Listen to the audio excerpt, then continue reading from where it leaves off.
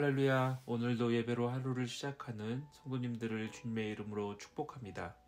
오늘도 하나님의 놀라운 지혜의 영과 계시의 영이 충만하게 임하셔서 오늘 아침 말씀을 통해 하나님의 음성을 듣고 순종하는 하루가 되기를 축원합니다. 성령께서 하실 일을 기대하며 6월 7일 수요일 아침 예배를 주님께 올려드리도록 하겠습니다. 사도신경으로 예배를 시작하도록 하겠습니다.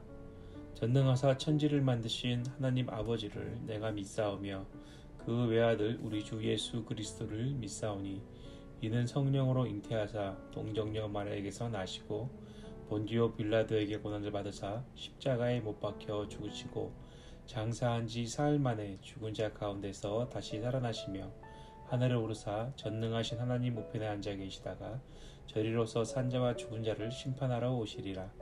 성령을 믿사오며 거룩한 공교회와 성도가 서로 교통하는 것과 죄를 사하여 주시는 것과 몸이 다시 사는 것과 영원히 사는 것을 믿사옵나이다. 아멘. 오늘의 본문 말씀은 레위기 22장 10절에서 33절 말씀입니다. 제가 봉독하겠습니다. 일반인은 성물을 먹지 못할 것이며 제사장의 객이나 품꾼도 다 성물을 먹지 못할 것이니라. 그러나 제사장이 그의 돈으로 어떤 사람을 샀으면 그는 그것을 먹을 것이며 그의 집에서 출생한 자도 그렇게 하여 그들이 제사장의 음식을 먹을 것이며 제사장의 딸이 일반인에게 출가하였으면 거제의 성물을 먹지 못하되 만일 그가 과부가 되든지 이혼을 당하든지 자식이 없이 그의 친정에 돌아와서 젊었을 때와 같으면 그는 그의 아버지의 몫을 음식을 먹을 것이나 일반인은 먹지 못할 것이니라. 만일 누가 부지 중에 성물을 먹으면 그 성물에 그것의 5분의 1을 더하여 제사장에게 줄지니라. 이스라엘 자손이 여호와께 드리는 성물을 그들은 속되게 하지 말지니 그들이 성물을 먹으면 그 죄로 인하여 형벌을 받게 할 것이니라. 나는 그 음식을 거룩하게 하는 여호와이니라.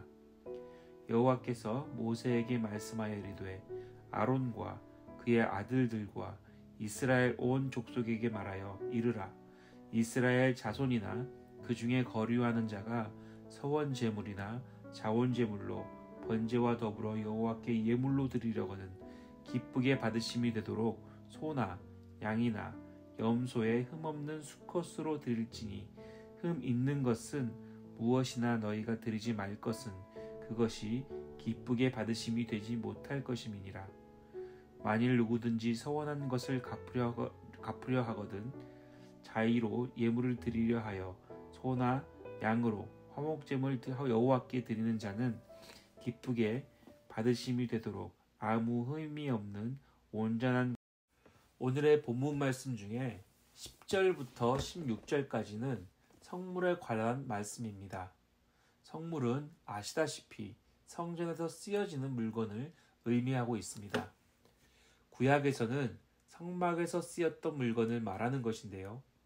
제사를 드리는 데 사용되는 거룩한 기구들과 제물들을 말하고 있습니다.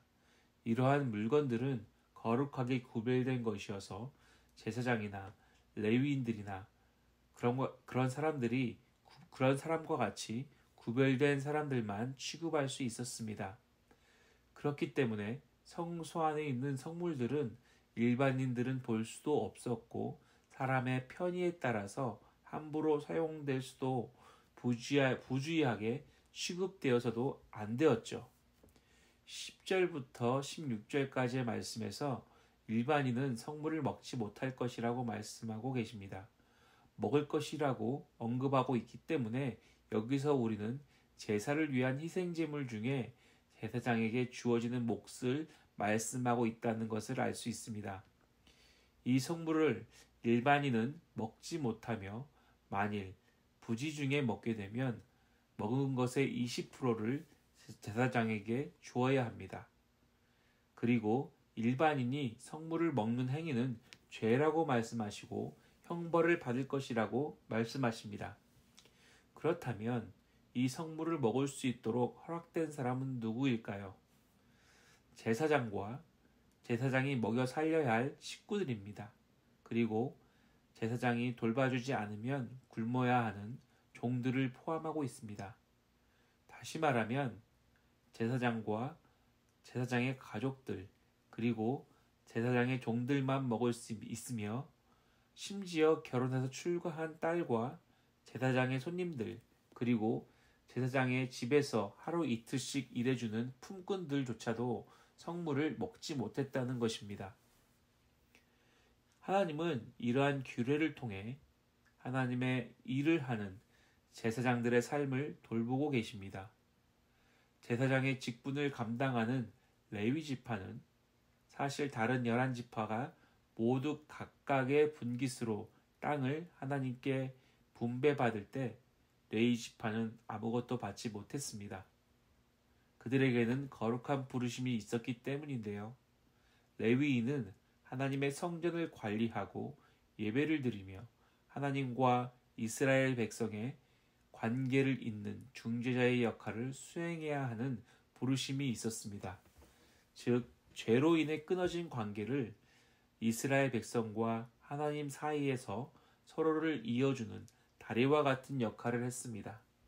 그렇기 때문에 하나님은 레위인에게 12지파의 11조나 하나님께 드려지는 제사에 사용되는 제물의 일부가 그들의 몫으로 주어졌고 이것이 레위인이 실질적인 삶을 영위해 나가는 그들의 분깃이 되었습니다. 이러한 제사장의 몫이 정확하게 돌아가지 않으면 그들의 삶이 궁핍해지는 것을 아시기에 하나님께서는 11조와 제사법의 규례를 통해 레위인들의 분깃이 정확하게 돌아갈 수 있도록 하십니다. 베드로전서 2장에서는 우리 모두를 거룩한 나라요 왕 같은 제사장이라고 말씀하십니다. 우리는 제사장입니다. 하나님의 나라가 이 땅 가운데 세워지도록 부르심을 받은 왕 같은 제사장입니다. 그렇기 때문에 우리가 하나님의 부르심, 즉 이 땅 가운데 하나님의 나라가 세워지고 이 땅과 잃어버린 영혼에게 하나님의 복음과 구원으로 인한 회복이 일어나도록 하는 부르심에 서 있다면 하나님은 우리가 필요한 그 모든 것을 채워주십니다. 하나님께서는 당신의 백성들을 항상 돌보시고 때와 계절에 따라 먹을 것을 주시며 누울 곳을 공급하시는 분입니다. 우리가 집중하고 애써야 할 것은 내가 오늘 하나님을 예배하고 하나님의 나라가 이 땅 가운데 임하도록 하는 부르심에 서 있는가를 생각해 보셔야 할 것입니다. 무엇을 먹고 무엇을 마시며 어떻게 부유해질 것인가? 그런 것이 아닙니다. 내 자녀가 어떻게 공부를 잘하고 어떻게 해야 좀 더 좋은 직장을 얻을 수 있을까가 아닌 것이죠. 우리가 그 부르심에 합당하게 서 있다면 다시 말하면 하나님을 예배하고 예배자의 삶을 살기로 결정하고 씨름하며 매일을 살아가고 있다면 우리의 필요는 하나님께서 분명 채워주실 것입니다. 17절부터 31절까지는 하나님께 드리는 예물에 관련된 말씀입니다. 사실 하나님께 드려질 제물에 관련된 이야기는 레위기에서 수도 없이 반복되고 있습니다. 특히 레위기 말씀은 아침 예배 때 함께 나누면서 흠없는 제물에 대해서 셀 수 없을 정도로 반복하고 있습니다. 그런데 오늘 본문 말씀인 17절에서 31절 말씀을 자세히 들여다보면 눈에 띄는 다른 점이 하나 있습니다. 그것은 하나님께서 흠없는 제물을 요청하시는 이유가 언급되어 있다는 것입니다. 하나님께서 흠없는 제물을 요청하시는 이유는 바로 기쁘게 받으심이 되도록 이라고 말씀하고 있다는 것입니다. 그렇습니다. 하나님께서 흠없는 제물을 요청하시는 이유는 바로 하나님께서 기쁘시게 받으심이 되는 제물이기 때문입니다. 그런데 여기서 말씀하고 계시는 기쁘게 받으심이 되도록이라는 구절은 유독 22장에서 계속 반복적으로 이야기하고 있습니다. 반복은 무엇을 의미합니까? 반복적으로 얘기한다는 것은 강조하고 있다는 것입니다. 우리가 말을 할 때도 중요한 것은 반복적으로 말하면서 잘 이해했는지 되물어서 확인합니다. 선생님이 학생들을 가르칠 때도 직장에서 부하 직원이나 상사에게 업무를 맡기거나 보고할 때 중요한 것을 다시금 확인하는 것처럼 반복은 중요하다는 것을 의미합니다. 그렇다면 이 구절을 이렇게 강조하고 있는 이유는 무엇일까요? 왜 하나님은 흠없는 재물을 기쁘게 받으시는 것일까요? 재물은 작은 흠이 있어도 드리지 못했습니다. 사실 이런 작은 흠은 자세히 살펴보지 않으면 알아차리기 힘듭니다. 자세히 샅샅이 면밀하게 살펴보아야 합니다. 혹시 털 안에 피부병이 걸리진 않았는지, 작은 상처나 잘 알지 못하는 질병에 걸린 상태는 아닌지 잘 살펴보아야 한다는 것입니다. 이것은 우리가 하나님 앞에 나아가 예배할 때에 우리의 자세를 의미합니다. 하나님께 예배할 때 신령과 진정으로 전심을 다하여 예배를 준비하는 그 마음을 강조하고 이렇게 나가는 예배를 하나님은 기뻐 받으신다는 것입니다. 예배는 희생 제물을 준비하는 과정에서부터 시작됩니다. 하나님께서는 우리가 하나님 앞에 나아가 예배할 때 우리의 중심을 보신다고 하셨습니다. 하나님은 흠없는 제물을 꼼꼼히 준비하면서 하나님을 향한 나의 마음과 중심을 확인하듯이 우리는 주님께 예배할 때에 하나님이 기뻐하시는 예배가 되도록 나의 중심을 드려야 한다는 것이죠. 가인과 가인의 제물은 받지 않으시고 아벨과 아벨의 제물은 받으신 이유는 무엇인가요? 제물의 문제가 아니라 가인의 마음의 문제였습니다. 하나님은 가인의 예배를 받지 않으시고 아벨의 예배를 기쁘게 받으셨습니다. 왜냐하면 아벨의 예배는 아벨의 중심이 하나님을 기쁘시게 하는 마음을 다하는 예배였기 때문입니다. 준비된 예배였다는 것입니다. 제물을 선별하는 과정부터 마지막 태워드리는 과정까지 아벨의 중심을 드리는, 진정으로 드리는 예배였고 하나님께서 기뻐 받으시는 예배가 되었다는 것입니다. 할렐루야 성도님 여러분, 오늘 하루 하나님께 신령과 진정으로 드려지는 삶의 예배를 드리시기 바랍니다. 나의 삶이 하나님을 기쁘시게 하는 흠양하시는 예배가 되기를 바랍니다. 나의 중심을 하나님께 드리며 온전히 오늘 하루 하나님을 기억하고 하나님이 나의 삶의 통치자요 주관자 되심을 인정하며 하나님께 산 제물로 태워드리는 하루가 되시기를 축원합니다. 기도하겠습니다.